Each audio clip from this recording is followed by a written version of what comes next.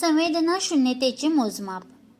February महिना म्हणजे वास्तुशांत्यांचा महिना, मुंजींचा महिना आणि झटपट लग्ने उरकण्याचा महिना.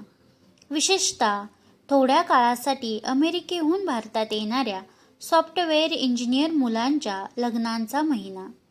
शाळेच्या विद्यार्थ्यांचा परीक्षेच्या तयारीच्या दृष्टीने खास महत्त्वाचा असणारा हा महिना.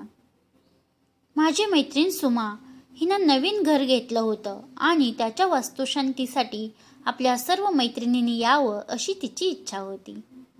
या निमित्तानं आम्ही सर्वजणी बऱ्याच दिवसांनी एकत्र जमलो होतो. मी पहाटेच तिच्या घरी पोहोचले तेव्हा पूजा सुरू झालेली होती. आमच्या इतर मैत्रिणी अजून आल्या नव्हत्या.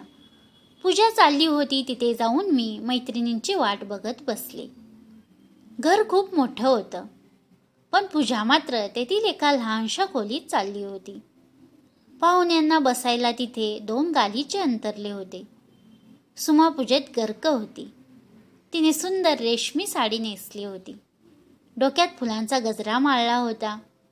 त्याने ती अधिकच छान दिसत होती. नेहमीप्रमाणेच इतर पाहुण्यांना त्यावेळी करण्यासारखं काहीच नव्हतं. त्यामुळे विविध विषयांवर गप्पा रंगल्या होत्या.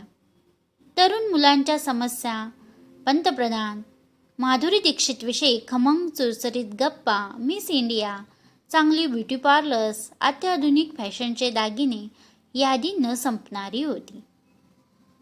मात्र सासरच्या मंडळींवर गप्पांची गाडी घसरली आणि अनेक जणी हिरिहिरीने भाग घेऊन बोलण्यास सरसावल्या.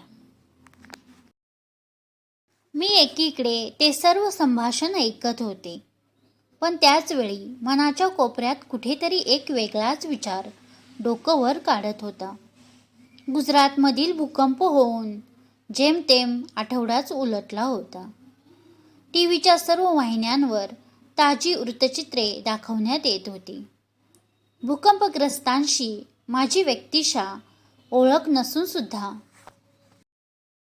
त्यांच्यावर ओढावलेल्या दारुण आपत्तीचा नुसता विचार केला तरी अंगावर काटा उभा राहत होता. त्या विचाराने माझे डोळे भरून आले. माझ्या मनात आजकाल दुसरा काही विचारच येत नसे. मी संभाषणात प्रत्यक्ष भाग घेत नसले तरी त्यातील काही भाग कानावर पडल्या वाचून राहिला नाही. त्या म्हणत होत्या, ही सुमा काय नशीबवान आहे, इतकं सुंदर घर या किमतीत मिळालं म्हणजे. बोलणाऱ्या स्त्रीच्या स्वरातून थोडी असूया डोकावत होती. किती पैसे पडले? फक्त 50 लाख. त्या लोकांनी अडचणीत आल्यामुळे तडकाफडकी विकलं म्हणे. या घराच्या मालकाला मी ओळखते ना. पण अडचणीत येऊन घर विकायची का वेळ आली? त्याचा कारखाना होता, पण मंदीची लाट आली. कारखाना बंद करायची आणि घर विकायची पाळी आली. हे घर किती सुंदर आहे. सगळी मार्बलची फरशी, अटॅच बाथरूम्स, त्यात टब. इतक्या कमी किमतीत असं घर मिळणं म्हणजे अक्षरशः लुटालूट.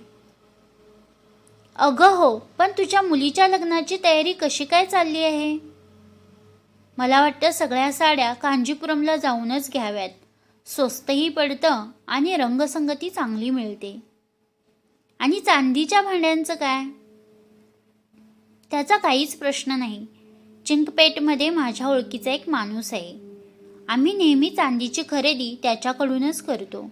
मी त्याला 100 कुंकवाच्या करंड्यांची व 100 छोट्या वाट्यांची ऑर्डर दिली आहे. करंडे लांबच्या नातेवाईकांना आणि वाट्या जवळच्यांना.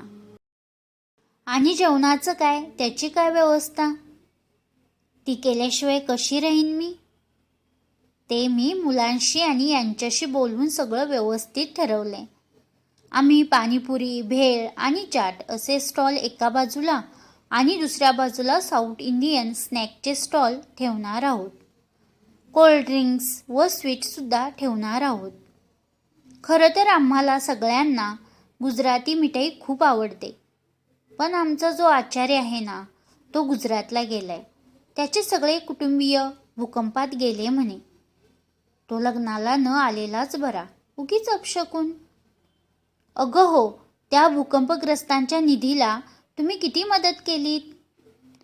आमच्या ऑफिसात पैसे जमा करत होते ना, तर मी सरळ सांगितलं, आम्ही दुसऱ्या एका ठिकाणी पैसे दिले आहेत म्हणून, आणि ऑफिसात दिलेच नाहीत.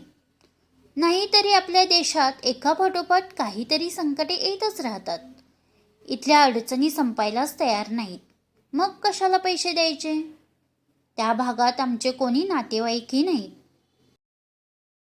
आमचे तथाकथित उच्च मध्यमवर्गीय लोक गुजरातसाठी काय करणार होते? तो काही आपल्या देशाचा भाग नाही. जीवन हे मरणापेक्षा मोठं आहे, हेही मला मान्य आहे. आपण काही झाल्या गोष्टींचा सदानकदा शोक करत बसू नये, हेही खरं. पण आपलं आयुष्य काय केवळ कुंकवाचे करंडे, कांचीपुरम साड्या आणि लग्नाच्या जेवणावळी एवढ्यापुरतंच मर्यादित आहे का? आपलं वागणं बघून त्यातूनच आपली मुलं शिकत असतात, बोध घेत असतात. जर आपणच असे वागलो तर आपली पुढची पिढीसुद्धा अशाच संवेदनशून्यतेने वागेल. एक तरुण राजपुत्र आणि त्याची सुंदर पत्नी व मूल यांची कथा मला आठवली. एकदा त्याला त्याच्याशी संबंधित नसलेली अशी एक व्यक्ती, एक रुग्ण, एक वृद्ध आणि एक प्रेत दृष्टीस पडले. त्याबरोबर त्याने सर्व संघ परित्याग केला आणि तो संन्याशी बनला. त्याचं सामाजिक संवेदना क्षमतेचा परिणाम काय असेल, त्याचं तर मोजमाप करता सुद्धा येणार नाही. आणि आमच्याकडे बघा, तो तरुण साधू म्हणजे गौतम बुद्ध आपल्या देशात होऊन गेला म्हणून आपण अभिमान बाळगतो. पण त्याच्यापासून आपण काय बरं शिकलो?